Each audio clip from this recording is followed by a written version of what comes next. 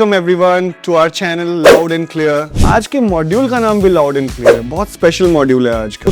Toothpaste, toothbrush देखते हैं। It shows respect. अरे लाउड तो मतलब एग्रेसिव लगना चाहिए ना कि यार लाउड बोल रहे हैं तो बहुत लाउड है। Congratulations to everyone and to me as well. I celebrated, you celebrate as well.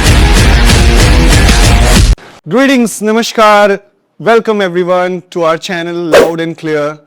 आज इंग्लिश सीखने की जर्नी को आगे बढ़ाएंगे और कुछ अलग करेंगे, कुछ ऐसा करेंगे जो अब तक नहीं किया है। बट उससे पहले पूरे के पूरे हिंदुस्तान को साल 2026 का T20 वर्ल्ड कप जीतने के लिए टीम इंडिया और पूरे भारतवर्ष को बहुत बहुत बधाई।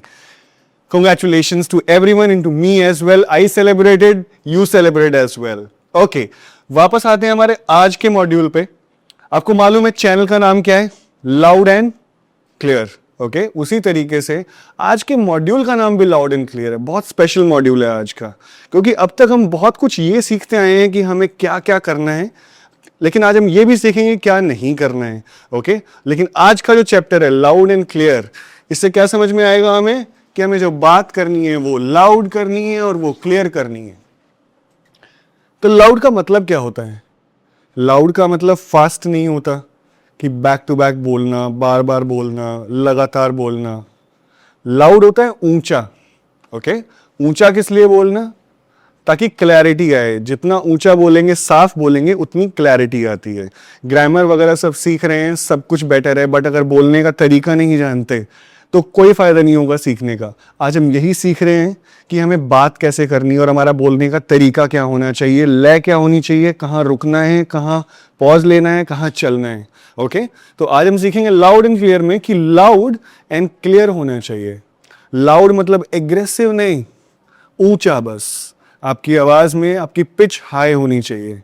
आपकी आवाज आपके कहते हैं ना कि पूरे हलक से आनी चाहिए, बिल्कुल ऐसे दबा दबा के दांत के बीच में से नहीं। ओके, कैसे करेंगे देखते हैं। क्या होता है लाउड एंड क्लियर बोलने से? Number one thing, you build instant confidence. आप जब लाउड बोलते हैं और आपकी आवाज में क्लैरिटी होती है तो सबसे पहली चीज जो आपके अंदर आती है वो होती है confidence. You are very confident. अगर आप कुछ भी बोल रहे हैं, आप एक लाइन भी बोल रहे हैं, it is loud and it is clear. And let me tell you, जितनी भी मैंने ट्रेनिंग्स ली हैं, मैंने सीखा है, जहां जहां से सीखा है, एक मेन की फैक्टर है ये। It's one of the major key factors speaking loud and clear. Okay, you build confidence. जब आपकी आवाज में दम होता है तो आपके अंदर कॉन्फिडेंस भी दिखाई देता है। Number two, no room for wait. What? ये क्या कह रहे हो? वेट नहीं करना पड़ेगा? किसका वेट नहीं करना पड़ेगा? अगर आप लाउड एंड क्लियर बोलते हैं, कभी कभी क्या होता है, हम लोग मम्बलिंग कर देते हैं ना, आराम आराम से फुसफुसाने, मम्बलिंग कहते हैं, फुसफुसाना, ठीक है, या मर्मरिंग। सो मम्बलिंग जैसे धीरे से कुछ बोल दिया है ना, वो क्लियर नहीं होता, तो क्लैरिटी नहीं होगी। उसकी वजह से क्या होगा, लोग क्या बोलते हैं, सॉरी, फिर से बताइए, दोहराइए, कैन यू रिपीट, है ना, ये सब करना पड़ता है। स्पेशली जब आप कहीं काम कर रहे हैं या किसी भी फील्ड के अंदर है, आप ऑफिस में भी काम करते हैं, तो अगर आप क्लियरली बात करेंगे तो आपकी बात को सुना भी जाएगा, समझा भी जाएगा, उसकी इंपॉर्टेंस भी होगी। Okay, now no room for wait. तो क्या फायदा होगा? आपको रिपीट नहीं करना पड़ेगा। कोई भी आपसे बात करेगा, आपकी बात को एक बार में क्लियरली समझ जाएगा। आपको एक बात को दोबारा दोहराना नहीं पड़ेगा। Okay, alright. लाउड, आपकी आवाज इतनी लाउड होनी चाहिए कि क्या बोल रहे हैं, कह रहा है ensure your voice reaches the back of the room. कि आपकी आवाज इतनी लाउड होनी चाहिए कि पड़ोसियों तक को पता चले कोई बात कर रहा है, ठीक है, फुसफुसा नहीं रहा है। You are learning the art of communication. बातचीत करने का, एक कॉन्वर्सेशन करने का आप वे समझ रहे हैं ना, तो that is the right way. Clear, जब आप क्लियर होते तो क्या होता है, जब आप क्लियरली बात करेंगे तो आपको पता होगा सामने वाले को भी आप किस सब्जेक्ट के लिए बात कर रहे हैं, वर्ब जो यूज कर रहे हैं उसका मतलब क्या है, और ऑब्जेक्ट हमने सीखा। बेसिक हमारी डेली ग्रामर सर्वाइवल किट के अंदर हमने सीखा था ना कि कैसे हमें सब्जेक्ट, वर्ब, ऑब्जेक्ट इन सबको यूज करना है। बट अगर आपकी आवाज में क्लैरिटी नहीं होगी तो किसी को पता ही नहीं चलेगा सब्जेक्ट के बारे में बात हो रही है, ऑब्जेक्ट क्या कर रहा है, या सब आगे पीछे हो जाएगा। इसके एग्जाम्पल्स हम अभी आगे देखेंगे। ओके, सो क्लियर से क्या होगा, सारी की सारी बातें क्लियर होगी। आप जो भी स्टोरी कम्युनिकेट करना चाह रहे हैं, जो भी आप बात बताना चाह रहे हैं, वो एक बार में समझ आएगी, क्लियर समझ में आएगी। It bridges the gap between the language. Bridge का मतलब क्या होता है, जोड़ देना। तो जो एक गैप होता है एक नेटिव स्पीकर जो उस भाषा को जन्म से बोलने वाला है और एक नॉन नेटिव स्पीकर के बीच में, क्योंकि एक दूसरे को समझने में दिक्कतें आती हैं। ओके, जब आप क्लियरली बात करते हैं, आपका प्रोनाउंसिएशन थोड़ा ऊपर नीचे भी होगा तो चलेगा, बट अगर वॉइस में क्लैरिटी है तो आपका मैसेज कम्युनिकेट हो जाएगा, सामने वाले को समझ में आएगा। अगर आप ब्रिटिश लोगों से बात करें या अमेरिकन से बात करें या ऑस्ट्रेलियन से ही बात करें फॉर दैट मैटर, तो किसी से भी अगर आप बात करें, अगर आपकी आवाज़ में वर्ड्स में क्लैरिटी है, आपकी आवाज़ लाउड है, तो आपको पूरा सेंटेंस नहीं बोलना पड़ेगा, शायद 2 वर्ड्स में भी काम हो जाएगा। ओके, जैसे कि मैं अभी रिसेंटली एक ट्रिप पर था, गिविंग द लाइव एग्जांपल। तो आई वाज इन थाईलैंड। अब उन लोग को ज़्यादा इंग्लिश नहीं आती है। ओके, वो मतलब इंग्लिश ना के बराबर ही आती है। आप किसी भी स्टोर पे कुछ सामान खरीदने के लिए जाएंगे, कुछ भी, आपको बहुत बेसिक वर्ड्स में बात करना पड़ेगा। आप उनको ये नहीं कह सकते कि hi can you get me 10 PACS of toothpaste and this toothbrush, and they won't understand anything.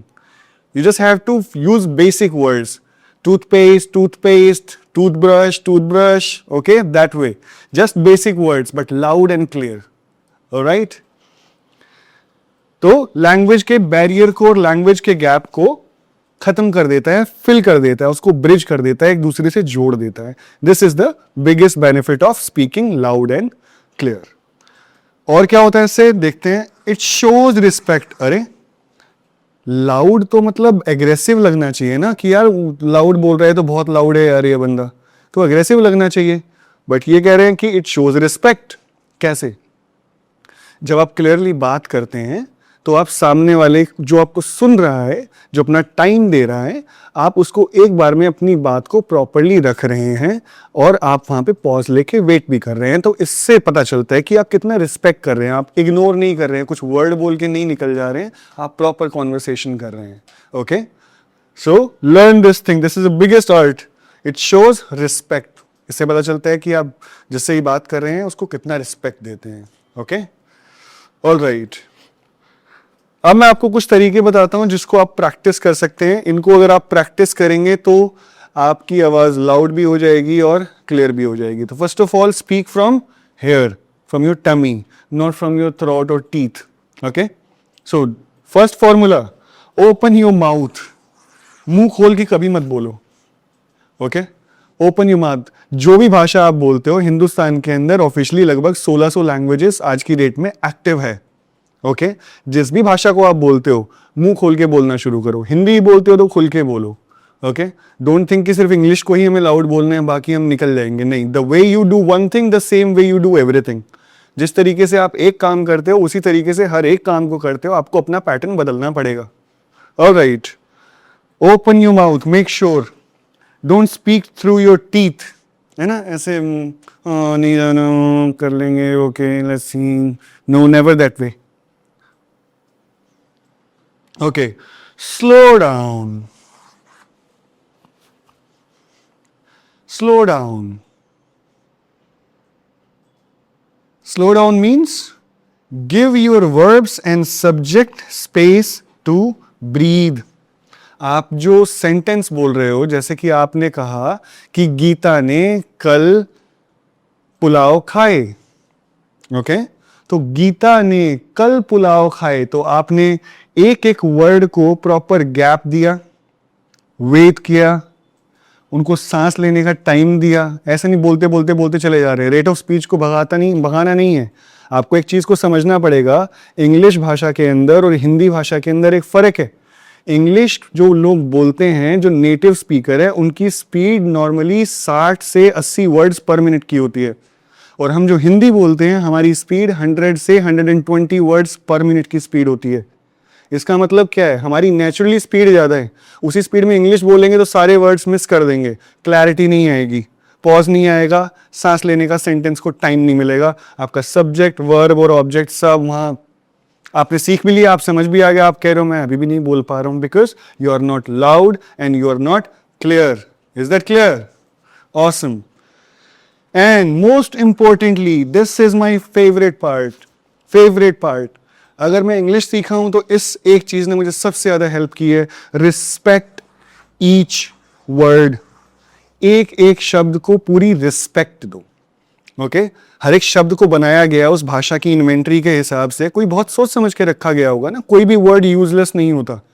जो भी वर्ड आपके मुंह से निकल रहा है उसकी वैल्यू होनी चाहिए, उस एक शब्द के अंदर वजन होना चाहिए. इसी का मतलब है रिस्पेक्ट ईच वर्ड. जब आप हर एक वर्ड को रिस्पेक्ट दोगे, प्रॉपरली प्रोनाउंस करोगे, उसको समझोगे, उसके अंदर इमोशन भी डालोगे, तो लैंग्वेज देखो कैसे खुल के बाहर आएगी and you will be speaking. लोग सुनते रह जाएंगे आपको, I promise. So B loud and clear. Right, so respect each word. इसको थोड़ा सा और डीपली समझते हैं. जैसे कि आप किसी से बात कर रहे हैं, लेट्स सपोज कुछ बोलना है कि लेट्स सपोज किसी को प्रपोज ही कर रहे हैं आप. Okay I love you. कोई मतलब निकल के आया सेंटेंस का, I love you?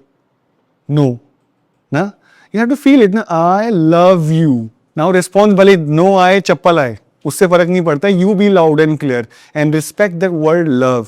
The love has emotions. तो जब लव वर्ड आपके मुंह से निकले तो वो इमोशन के साथ निकलना चाहिए, तो कि ऐसा लगे कि यार आप बोल नहीं रहे हो, आप एक धुन गा रहे हो, आपके अंदर एक रिदम आ जाती है, एक टोन आ जाती है. आप जब बात करते हैं एक फ्लो आपका बना हुआ होता है, और it will be amazing if you respect each word. कुछ और एग्जांपल इसके अगर हम लें तो जैसे कि द वर्ड है let's say dangerous. So if you tell someone this is dangerous, so they may not get it. Dangerous means intensity. This is dangerous. You should feel that word. This is what it means. Getting me? Okay, तो respect each word. जो भी निकल रहा है आपके मुंह से, आपको उसको respect देना है ताकि लोग आपको respect दें. God bless you. Thank you.